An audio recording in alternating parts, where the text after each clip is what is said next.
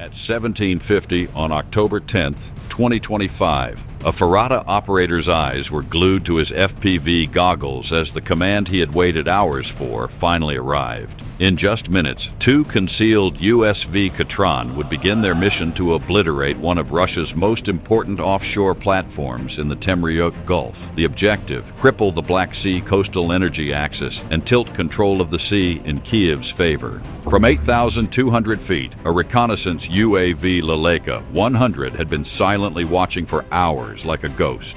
The PLCI Z30 camera pod under its belly peeled back every detail of the Temryuksko platform and streamed encrypted imagery straight to the Katrans. It kept station inside radar blind spots, resiliently operating inside jamming zones and sending real-time frames of the platform back to the command, where death was being scripted. At a hidden bunker 310 miles from the target, Snake Island, Ukraine, Ferrata, two technicians in Ukraine's intelligence directorate coordinated with the Russian Free Corps, eyes fixed on every pixel arriving on their screens.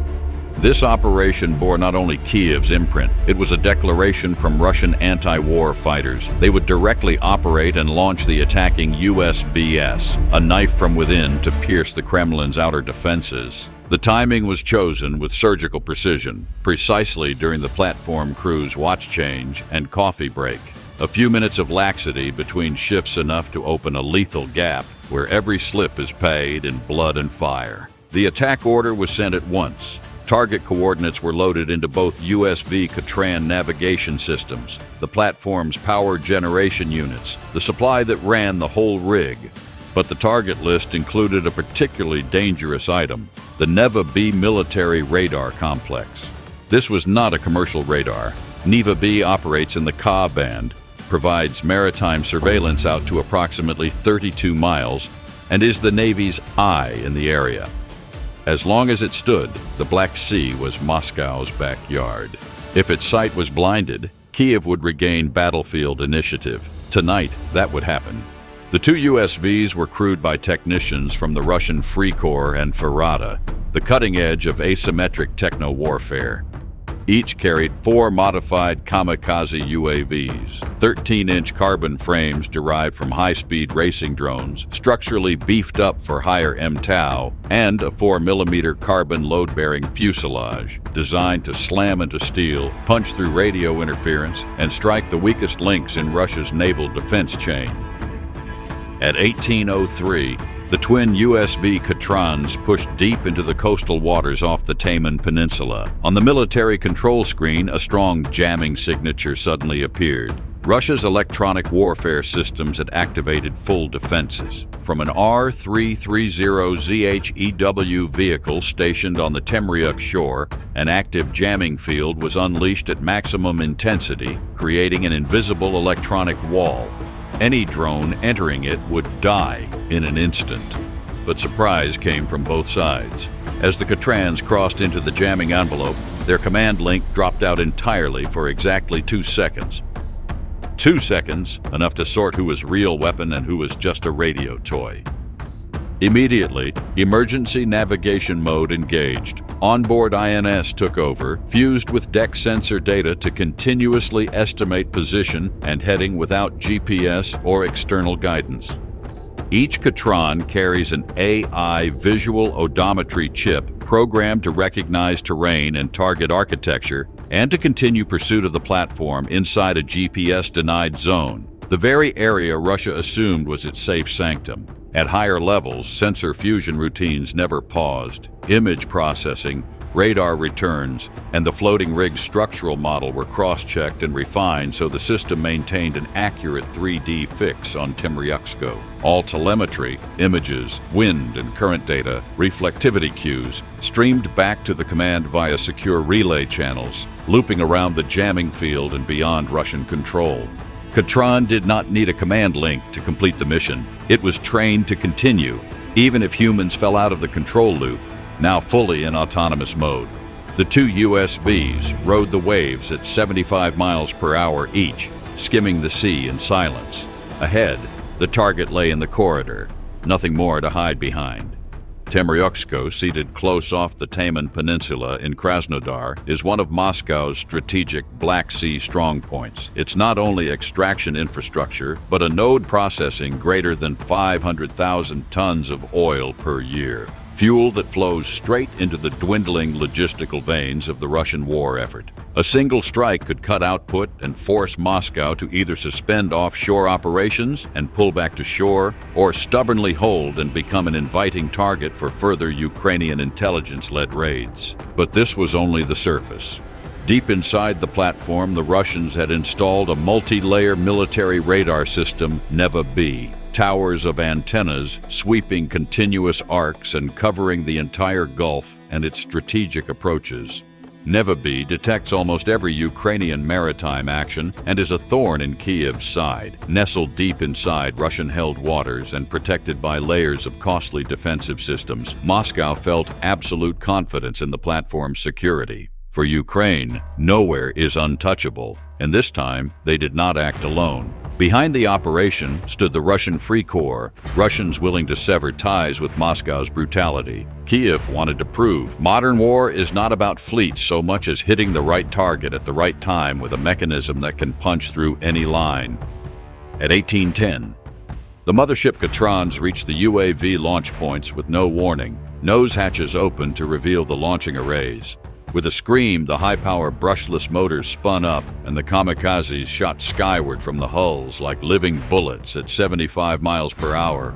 Each drone was a minimal war machine with high lethality. Powered by 6S LiPo packs greater than 10,000 milliamp hours, matched to 50 to 80 amp hour ESCs and 7-inch composite props, they could loiter and fight for 8 to 12 minutes even inside high-power EW. Attack data was pre-programmed into the central guidance chips. At launch, 8 UAVs divided into 2 groups. Package 1, fan formation, locking onto the Neva-B radar cluster. Package 2, low-profile approach hugging the sea surface toward the platform's central power plant, where a approximately 20-kilogram TNT blow would send the whole complex into inferno. Less than 10 seconds after lift, familiar nightmares struck. Video feeds began to garble. Twisting interference lines appeared on control screens. Then the imagery froze. Control was lost for 0.6 seconds. Who was behind it? No question. R-934BMV, Russia's heavyweight EW, had locked the control band and reflected jamming back, saturating the link between pilot and UAV. If these were ordinary FPV toys, the mission would have failed, but these were heavy-duty combat FPV platforms. At link loss, they switched to semi-autonomous mode. Dual IMUs and inertial sensors took over trajectory. In the 3 seconds of blackout, the UAVs held 13 feet altitude, maintained speed, and recalculated attack trajectories from stored target coordinates. At approximately 1 mile out, the CADX Polar FPV camera unexpectedly recovered. On the controller screen, the rig stood out as if in daylight. Structure lines, piping, radar mast, all visible. The Neva-B radar glowed with thermal signature. IR matched previous intel. Lock commands were issued. At approximately 0.6 miles, a 360-degree scrum half-early warning radar finally kicked in, already too late for an accurate defense. 9 M331 interceptors from a Tor M2 battery roughly 10 kilometers away launched, an instinctive reflex. Salvos of 8 missiles trailed along radar guidance beams toward the swarm. But the reflex came too late. At 1,600 feet, the FPV strike craft entered terminal mode. Their analog digital video links, connected via fiber optic tether on the launch platform delivery, recorded every inch of the rig as they closed. Each frame read like a death warrant. Russian sailors started running, dropping weapons to form chaos. Some cowered behind steel, personal arms meaningless. Shouts and shouted orders overlapped into an uncontrollable tangle.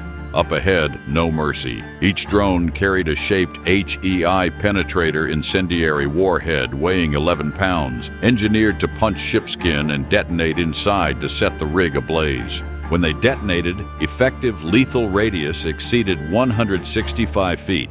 Pressure, fire, and thousands of alloy fragments would strip bare any non-specialized armor, including people. No siren could stop them. No intercept would reach in time. The decision was programmed. Death advanced at 75 miles per hour. Exactly 18:15. Drone 1 hit the right array on the radar mast. The blast rocked the entire platform. The antenna section sheared from its mount. Flames licked out, burning signal cabling. Fire cascaded instantly toward power compartments.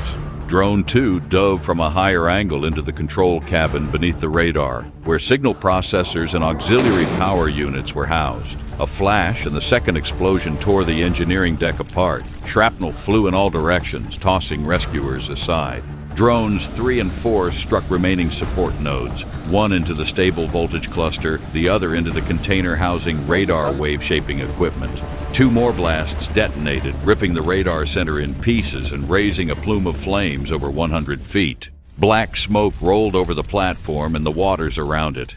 The entire Neva-B suite was neutralized in less than 10 seconds. No more emissions, no more surveillance, no more protection sweep for the western Black Sea. While the Neva-B mast burned like a towering torch, the second kamikaze package hit another critical objective, the platform's central power plant. This was the mechanical heart, diesel prime movers, voltage stabilization systems, breaker panels, control racks, and distribution lines for the entire complex. UAV-5 came in first. It skimmed the deck, past the distribution station, and punched straight into the main ventilation shaft of a generator. The initial blast forced high-pressure gas through internal ducts, blowing away armored cladding. UAV-6 followed, slamming into a bank of transfer panels, dozens of high-voltage breakers, and digital controllers. The second explosion induced a catastrophic electromagnetic and fire cascade through the electrical network, reddening the distribution rooms before flame took hold. UAV-7 attacked low, detonating in a technical vault beneath the deck where high-tension cables ran along structural members. That blast not only severed cabling, but snapped part of the rig's support frames, creating mechanical shock that rippled into adjacent areas. UAV-8 delivered the coup de grace. Not at equipment, but at auxiliary fuel storage. 4 diesel tanks used to feed the generators. It pierced a tank wall and detonated. The resulting conflagration produced a fireball nearly 130 feet tall and consumed the power plant. At 18:18, at the attack command post on Snake Island, the main screen burned with red. Surveillance feeds were archived and replayed frame by frame in high resolution. Neva-B was blown apart. The control cabin was scorched down to the frame. The power plant sagged at an angle. Steel walkways tilted. Fuel tanks detonated. Everything streamed back in real time. No cheering, no loud talk. Only telemetry readouts.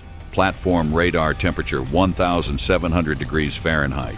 Continuous sparking for 36 seconds after the fourth blast. Neva-B radar. Total loss of emissions. Power grid. No signal. Jamming field, silent, and the Temryuksko complex, offline. From this moment on, no offshore platform near Crimea would be automatically safe. No radar would be considered invulnerable. No patch of sea would remain unobjectionably Russia's backyard. Mission completed.